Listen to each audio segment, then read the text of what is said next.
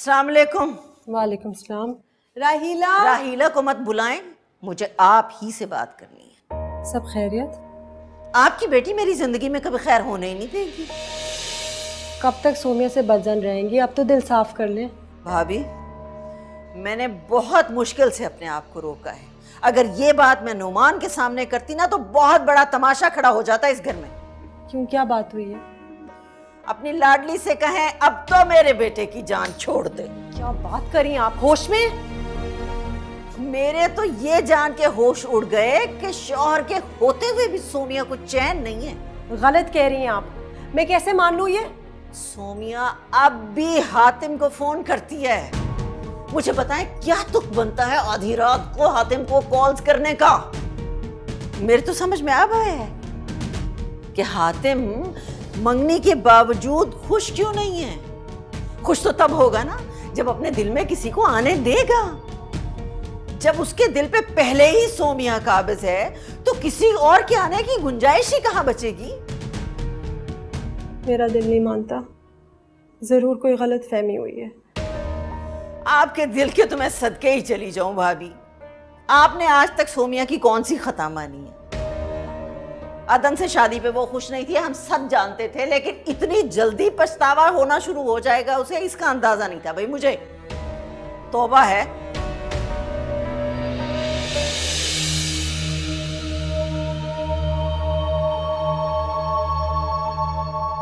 इसका मतलब ये है कि शीरीन का बिला वजह वहम नहीं था। हातिम और सोमिया हमारी नजरों से ओझल होकर भी एक दूसरे से मोहब्बत निभा रहे हैं।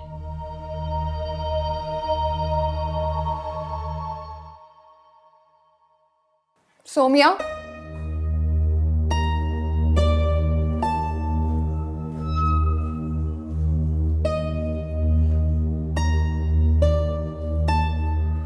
अगर मुझे ज़रा भी अंदाज़ा होता कि राहीला ने तुम्हारे घर में अदन के लिए रास्ते बनाए तो मैं उसे धक्के मारकर घर से बाहर निकाल देती।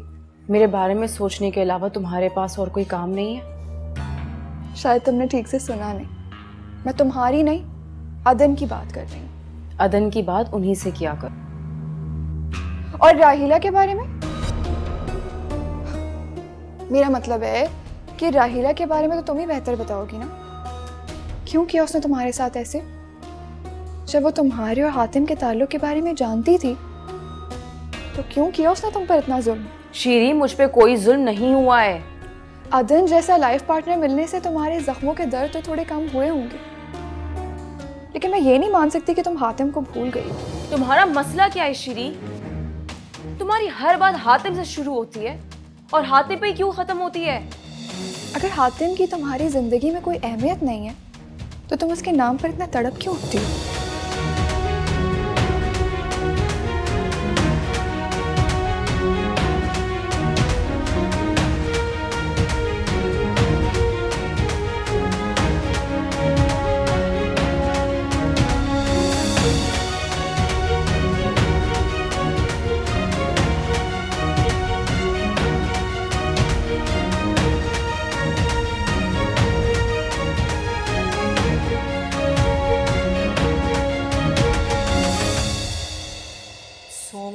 अब भी हातिम को फोन करती है।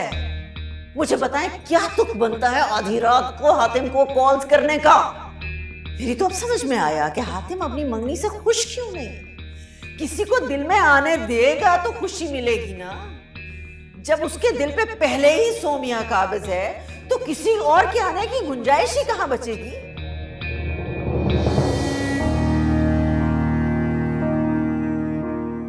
मुमानी, आप कमरे में क्यों आ गई?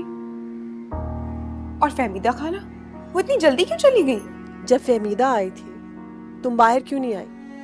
मैं आई थी तो वो चली गई थी। हातिम की शादी के मुतालिक कोई बात करनी थी क्या? तारिक का मशवरा करना होगा। कुछ ऐसी बात नहीं थी, वो तो बस वो बताने लगी थी कि सुम्बुल के लिए क्या क्या बनाया। जाहिर है बड़े लोग हैं वो तो। फहमीदा खालों को भी अब अपनी हैसियत से बढ़ के करना पड़ेगा, है ना? क्या सोच रही है? कुछ नहीं। एक तो आप पता नहीं किन सोचों में गुम हो जाती हैं। सर में बहुत दर्द है, आराम करूंगी तो ठीक हो जाएगा।